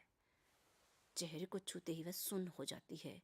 जैसे ही वह उसके छाती की तरफ हाथ बढ़ाता है, बिरमा जो है सर पे रखा हुआ गट्ठर उसके ऊपर फेंक देती है, और ऊपर फेंकने से जैसे ही वह उसके ऊपर गिरता है एकदम से वह हटने की कोशिश करता है, लेकिन वह उसके ऊपर गिर जाती है। और उसके बाद जो है जैसे ही वह बिरमा को छूने की कोशिश करता है, बिरमा उसको बहुत ज़बरदस्त तरीके से उसके जो है मारती है उसे, और वह जो पैर से जो उसको लात जो मारती है वह दोनों पैरों के बीच में मारती है, जिससे वह बिलबिला उठता है और उसकी कायरता साफ झलक जाती है। इस तरीके से क्या है वह आग बबूला होता हुआ जो है और करहाता हुआ खेत के अंदर घुस जाता है। एक लड़की किस तरीके से जो है यह ताकत उसके अंदर कहाँ से आई, कैसे उसने इस चीज़ को एकदम से इस चीज़ का वह सामना करती है, और उसके बाद जो वह क्या करती है एकदम से वह नर्वस होकर बैठ जाती है, और उसकी गठरी के जो भूसा जो भरा हुआ था वह गिर जाता है, इधर उधर वो होने से इधर उधर फैल जाता है, और तब तक उसके कानों में आवाज़ आती है और वह जो है देखती है कि हाँ आने कुछ महिलाओं का झुंड जो खेतों पे काम करने के लिए गया हुआ था वह शायद आ रहा है। वह गठरी के ऊपर बैठ जाती है। अरे अरे तुम यहाँ कैसे बैठी हो, क्या कर रही हो। अरे कुछ नहीं चाची कुछ नहीं, वह छुपाती है अपनी जो अभी उसके साथ घटित हुआ था, जो उसके मन में जो ऊहापोह चल रही थी, जो तूफान जो मचा हुआ था, वह उसको शांत कर किस तरीके से वह उसको संयत करती है। और जो है वह क्या करती है कि वह कहती जरा हाथ लगवाना, तो अरे उठवा दो चाची, यही तो बोलते हैं। और वह महिला दूसरी उठ के उसके सर पे रख देती है। जैसे बिरमा अपने घर आ जाती है, बेसब्री से वह अपने माता पिता का इंतजार करती है। माँ आ जाती है। माँ को देखते ही जब हम बहुत दुखी होते हैं, जब हम बहुत पीड़ित होते हैं, तो हम क्या करते हैं, जब भी कोई अपना आता है हमारी आंखें भर आती हैं। कितने ही बड़े संकट में हो, जब तक हम दुनिया के बीच में रहते हैं या दूसरे व्यक्ति रहते हैं, तो हम जो है क्या करते हैं, हम एकदम से अपने आप को संयमित करके रहते हैं। लेकिन जैसे ही कोई अपना प्यार करने वाला अपना आता है, तो हमारी आंखें छलछला जाती हैं और हम अपने आप को काबू में नहीं रख पाते हैं। जैसे ही माँ सरबती घर आती है, बिरमा रो पड़ती है। उसके आंसुओं की बौछार जो है चेहरे पर जो है आंसू ढुलने लगते हैं। वो अपने आप को काबू में नहीं रख पाती। क्या हो गया, अरे क्या हो गया कलमुही, बोल। कुछ नहीं, ऐसे करके बता तो सही क्या बात है। ऐसे करके माँ उसको अंदर लेके जाती है और फिर माँ को जो है बिरमा पूरी घटना बताती है। घटना बताने के बाद जो है माँ कहती है कि तेजभान जो है उसका जो परिवार है वह किस तरीके से जो है पूरे गांव में जो है उसके खानदान को सब लोग जानते हैं। उसका जो खानदान है उसको में उसका जो तेजभान जो बगीचे में था, वो तेजभान का बेटा था, तजेंद्र, तेजभान नहीं, तेजभान उसके पिता का नाम है। तो जो है सत्येंद्र जो था वह क्या था, सचिंद्र क्या था। सचिंद्र की घटना को बताने के बाद तेजभान के खानदान को कौन नहीं जानता। अरे तेजभान का जो खानदान है वह किसी इंसान को कुछ समझता ही नहीं है। जब पिता तेजभान जब ऐसा है तो क्या है, सचिंद्र बेटा कैसा होगा, और बेटे के द्वारा किए गए इस कृत्य का वे लोग कैसे सामना करेंगे, ये सब सोच के जो है उसकी माँ घबरा जाती है। लगता है कि घर के ऊपर कोई काला साया मंडरा रहा हो, जैसे शापित परिवार होने वाला हो। और यह बात वह फिर मंगलू को बताती है कि सचिंद्र ने जो है कैसे उसकी बेटी के साथ क्या क्या किया और किस तरीके से वह जो है अपने आप को बचा के आई है। और पूरी रात तीनों लोग सोने के बाद भी जो है अपने आप को तैयार कर रहे हैं आने वाले समय के लिए।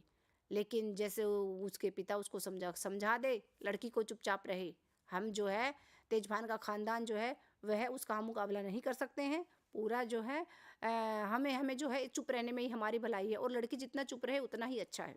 मंगलू अपनी बेटी को समझा देता है और उसको समझा बुझा के सुबह माँ काम कर पानी के खाली जो मटके वो लाने चले जाती है, पिता काम पे चला जाता है। लेकिन जो है बिरमा जो है वह क्या करती है, बिरमा क्या कह रही है, बिरमा जो है वह अपने भाई किशन को बताती है और किशन आग बबूला हो जाता है। अच्छा उसने ऐसा किया। और वह अपने दोस्तों को, जो शहर में उसके जो दोस्त थे, जिसमें से मूल रूप से प्रवीण जो सेकंड ईयर सेकंड क्लास में था, किसमें सेकंड ईयर जो लॉ का जो सेकंड साल था तो वह पढ़ रहा था। तो वो सारे दोस्त मिलकर आते हैं तो कहते हैं ये जातिगत जो चीज़ें हैं यह नहीं होनी चाहिए, अगर ऐसा हुआ तो हमें इसका विरोध करना चाहिए। विरोध की जो बात आती है तो पिता जो है वह कहता है कि चुप रहो, ढिंडोरा मत पीटो, लड़की किसी को मुंह दिखाने लायक नहीं रहेगी और हमारी लड़की की ही बदनामी होगी। सामान्यतः यही कहा जाता है और यही होता भी है, और कि लड़की जो है उसे चुप रहने में ही उसकी भलाई है, उसे नहीं बोलना चाहिए और उसे तरह तरह की चीज़ों का सामना करना पड़ता है। गाँव का मामला है, गाँव में अगर बात फैल गई तो लड़की ऐसे ही बदनाम हो जाएगी। तो फिर लेकिन किशन जो कहता है कि आप क्या बोल रहे हो, इसमें बिरमा की गलती क्या है, सारी गलती तो सचिंद्र की है, और सचिंद्र जो है आप उसको बचा रहे हो क्योंकि वह तेजभान का पुत्र है और तेजभान एक ताकतवर व्यक्ति है जिसके सामने कोई बोल भी नहीं सकता है। तो वह क्या कहते हैं कि ये जो सारी जो चीज़ें हैं इसमें क्या कह रहा है कि इसमें हमें किस तरीके से इसका सामना करना चाहिए, इसके लिए जो सबसे पहले हमें कहाँ जाना चाहिए, तो वह पुलिस में जाते हैं। पुलिस थाने में जब जाते हैं तो पुलिस थानेदार को बताते हैं हाँ क्या बात हो गई भाई, पूछते हैं। इसी भाषा का प्रयोग लेखक ने किया है। तो कह रहे हैं कि ऐसे ऐसे हमारी जो है मेरी बहन के साथ बदतमीजी की और उसने, और उसके ऊपर जो है FIR दर्ज कीजिए। तो पहले तो वह FIR दर्ज करवाने में ही जो है वह आनाकानी करते हैं आनाकानी करता है, लेकिन उसके बाद जब बताता है कि किस तरीके से आपको जब दबाव बनता है तो वह लिखता है, तो क्या कि जब फूल जब खिलेगा तो भंवरे तो मंडराएंगे ही।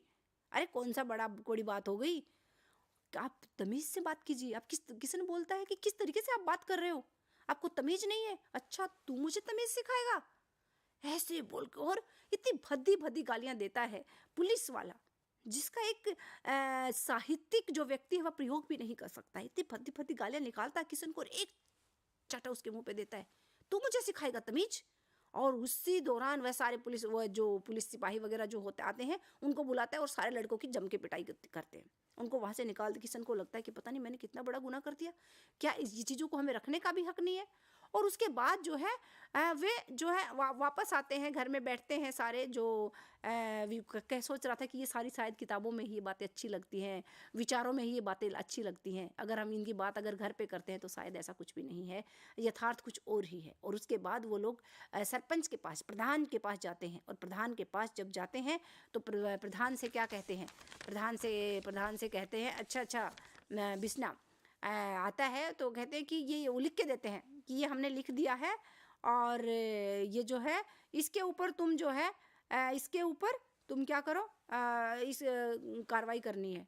तो डर जाता है प्रधान, जो है डर जाता है, और उसको भी पसीने से आ जाते हैं नीची जाति का होने के कारण। तो क्या है कि मैं नहीं, आपको इस मुद्दे को सुलझाना है, आप प्रधान हो गांव के तो आपका फर्ज बनता है, लेकिन मामला तेजभान का है, तेजभान का मामला है, तो वह भी डर जाता है और लेकर उसी चिट्ठी को लेकर वहाँ चला जाता है तेजभान के घर। अच्छा इतनी हिम्मत मेरे बेटे पर हाथ डाल रहे हैं, इनको ये नहीं पता कि कैसे किस एनकाउंटर में मैं इनको सारी जो बड़ी बड़ी पुलिस में SHO हो, थानेदार हो, सब कुछ हो, DSP हो, SP हो, सब हमारी जात के बैठे हुए हैं। 1 मिनट में ऐसे चक्का जो है इन लड़कों की अकल में ठिकाने लगवा दूंगा, और किस एनकाउंटर में मारे जाएंगे पता भी नहीं चलेगा। तो और तुझे बनाया किसने सरपंच, किसने बनाया तुझे प्रधान? मैंने बनाया है, मेरे कारण तुम प्रधान बन पाए हो, तुम किस तरीके से जो है तुम ये वो करोगे? तो कहते साहब मैं तभी तो आपके पास आया हूँ, अब नया प्रधान बना था, उसे लग रहा था कि पहले से ही बेचारा डरा हुआ था, लेकिन कुछ कार्रवाई तो करनी ही पड़ेगी। उसके बाद जो है तेजभान को बड़ा ये होता है, तेजभान को लगने लगता है कि अगर यह बात उसके गांव में, हम देखते हैं कि एक व्यक्ति जो होता है, कोई भी हो चाहे, उसके समतर भी एक व्यक्ति होता है, और उसे जो है जगवीर सिंह से जो है वह ज़्यादा खतरा है। वह क्या कहता है कि जगवीर सिंह को अगर पता चल गया तो गांव की रुख हवा बदल देगी, और फिर हो जाएगा भयंकर जो है तहलका। और वह क्या करता है कि मंगलू को बुला लेता है, और मंगलू को बुला के कहता है कि देखो तुम्हारी ही बेटी है, और इसमें जो है इस मामले को ख़त्म करो, इसमें ऐसा कुछ वो नहीं है, ऐसा कुछ कौन सा जो है। हाँ, पुलिस वाला वहाँ पे ये भी कहता है कि छेड़छाड़ी तो की है, कौन सा इसके साथ बलात्कार कर दिया। ये विडंबनाएं देखिए हमारे समाज की, यहाँ पे लेखक ने कटाक्ष किया है कि ऐसा क्या हो गया, इस ऐसा कौन सा ऐसी कौन सी जो है अलग से हो गई। सब तो चलता ही रहता है। फिर पंचायत जब होती है तो वहाँ का एक धर्मू है, वह कहता है कि जो लड़कियाँ जो होती हैं ना, आज तक गांव में ऐसा नहीं है कि घटना ना घटी हो, लेकिन ऐसी किसी की बहू बेटी नहीं है जो इस तरह बिरमा की तरह से उसने ढिंडोरा पीटा हो। ढिंडोरा पीटने की बात नहीं होती है, ये छुपाने की बातें होती हैं, और इनको छुपा के रखना चाहिए।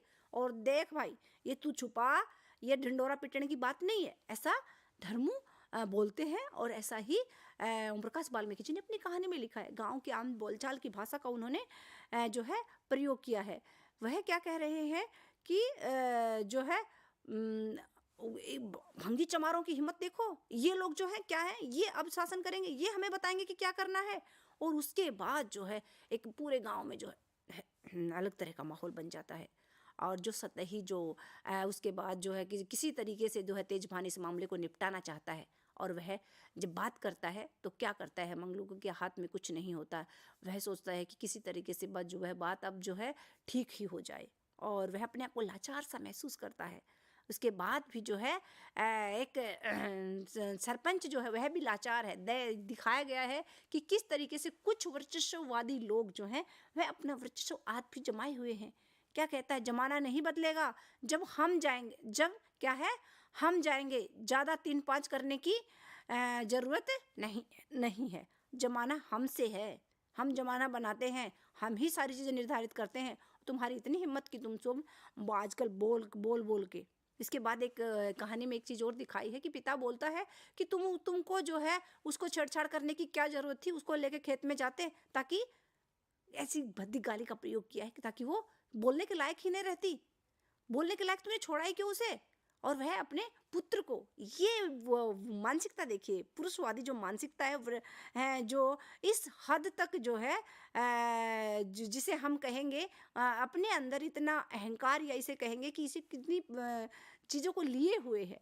और उसके बाद जो है एक पत्र जो है प्रधान के हाथों से क्या करवाया जाता है, पत्र आता है, उसमें कहा जाता है कि ठीक है, छेड़छाड़ गांव के जो पंच होते हैं, प्रवीण जो है वो क्या कहता है कि हमें पंचों पे भरोसा है, तो पंचों का फैसला मान्य होगा। और वह पंचों के फैसले के माध्यम से एक फैसला लिख के देते हैं कि ये फैसला है कि तेजभान के पुत्र सचेंद्र ने बिरमा के साथ छेड़खानी की, यह घटना दोबारा से घटित नहीं होगी, और जो है इसके लिए तेजभान के ऊपर 5 रुपए का जुर्माना लगाया जाता है। ये न्यायपालिका, ये पंच परमेश्वर, और ये फैसला सुनाते हैं। उसके बाद जो है फैसला सुनने के बाद जब वो कहती है, खड़ी हुई है, सारे घर में बैठे हुए हैं, और उसके बाद जो है बोलती है बिरमा कि आज जो है ये बात रोने की नहीं है, यह जो बात है यह क्या है, यह एक नई शुरुआत की है। तुम लोग निराश क्यों होते हो, तुम एक पहल तो की, और पहल के बाद जो है एक नए उजाले की तरफ जो है समाज जा रहा है। पढ़े लिखे जो दलित वर्ग के जो बच्चे हैं, उनकी चेतना को इसमें जागृत किया गया है कि चीज़ें बदलनी है, और चीज़ें बदलाव की तरफ हैं। और हमें, तुम लोग ऐसा मुंह लटका के क्यों बैठे हो, मुंह लटकाने की क्या ज़रूरत है। और बिरमा के चेहरे से एक तेज झलक रहा था, और वह उसको देखकर प्रवीण और उसका जो भाई किशन है और उसके माता पिता सरबती और मंगलू भी उसके चेहरे को देख रहे हैं। वह एकदम खिलखिला सी रही, कैसा तेज, कैसी एक उजाला सा, और कैसी बेटी की जो चेहरे की रौनक है, एक वो उसे लगता है कि वह सबके लिए लड़ लेगी, और उसे इस चीज़ पर जो है फक्र महसूस होता है। हाँ, चीज़ें बदलेंगी, और क्यों नहीं बदलेंगी, बदलाव तो आएगा ही। और एक उम्मीद के साथ, एक उजाले के साथ, एक रोशनी के साथ, और एक चमकती हुई आँखों के साथ यह कहानी जो है वह समाप्त होती है। और यह कहानी जो है एक संदेश देती है कि चीज़ें दिखने में चीज़ें बहुत छोटी होती हैं, प्रयास भले ही छोटा सा हो, लेकिन जब वह प्रयास इंसान शुरू करता है तो आज नहीं तो कल वह जरूर सफल होता है। एक अंधेरी गलियों से होती हुई रोशनी के जो है, रोशनी की तरफ ले जाती हुई यह कहानी क्या कहती है, यह अंत नहीं है, यही अंत नहीं है। आज तेजभान जैसे जो लोग हैं वह कब तक जो है रहेंगे, और उनको भी एक दिन झुकना ही पड़ेगा। और हम देख रहे हैं कि आज जो है चीज़ें काफ़ी हद तक, या कहेंगे कि चीज़ों में काफ़ी बदलाव आया है। और इसी के साथ यह जो कहानी है यह अंत नहीं है। जातिगत जो चीज़ें हैं वह जो है वह समाप्त होंगी, यह निश्चित है। हाँ, समय कितना लगेगा इसके लिए जो है हम कह सकते हैं कि यह सारी सब कुछ हमारी चेतना पर निर्भर करता है। जब हमारी चेतना और जागृत होगी, और व्यक्ति में जो है जातिगत भेद जब इंसान के मन से जब खत्म होगा, जातिगत जो गंदगी जब दिमाग से जब निकलेगी, तब जाके जो है बदलाव होगा। और यह बदलाव जो है हम समाज में आज देख सकते हैं। और नकारात्मकता का जो है जो पक्ष हमें दिखाई देता है, सिर्फ वही पक्ष नहीं है, उजाले भी हैं, रोशनी भी है, प्रकाश भी है, और प्रज्वलित होता हुआ और रोशनी की तरफ जाता हुआ एक समाज भी है। तो इतनी सी थी ओम प्रकाश वाल्मीकि जी की यह अंत नहीं है कहानी।